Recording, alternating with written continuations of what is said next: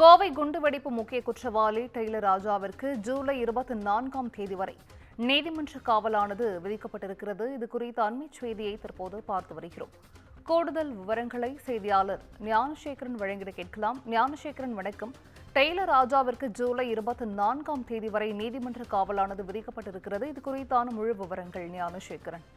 வணக்கம் சிந்திகா.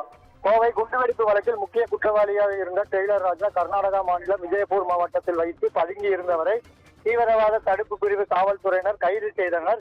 இவர் சிறைத்துறை அதிகாரி இருவர் மற்றும் ஒரு பெண் ஆகிய மூவரையும் கொலை செய்த வழக்கிலும் தொடர்புடையவர் என கூறப்படுகிறது. டெய்லர் ராஜா கைது செய்யப்பட்ட பின்பு கோவை அவினாசி சாலையில் உள்ள காவலர் பயிற்சி பள்ளி வளாகத்தில் உள்ள சிபிசிஐடி அலுவலகத்தில் காவல்துறையினர் விசாரணை நடத்தினர். பின்னர் அவருக்கு மருத்துவ பரிசோதனை செய்யப்பட்டது. பின்னர் போலீசார் அவரை பலத்த போலீஸ் பாதுகாப்புடன் கோவை குண்டுவெடிப்பு வழக்கை விசாரிக்கும் சிறப்பு நீதிமன்றத்திற்கு அழைத்து சென்றனர். 27 ஆண்டுகளுக்கு பிறகு கோவை தொடர் குண்டுவெடிப்பு கைது செய்யப்பட்டது குறிப்பிடத்தக்கது. இந்நிலையில் டெய்லர் ராஜாவுக்கு வருகிற ஜூலை 24ஆம் தேதி வரை நீதிமன்ற காவலில் வைக்க நீதிபதி உத்தரவிட்டார்.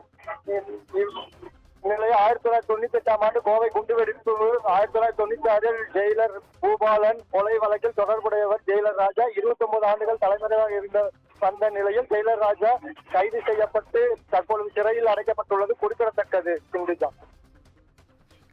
விவரங்களை வழங்கியமைக்கு நன்றி ஞானசேகரன்.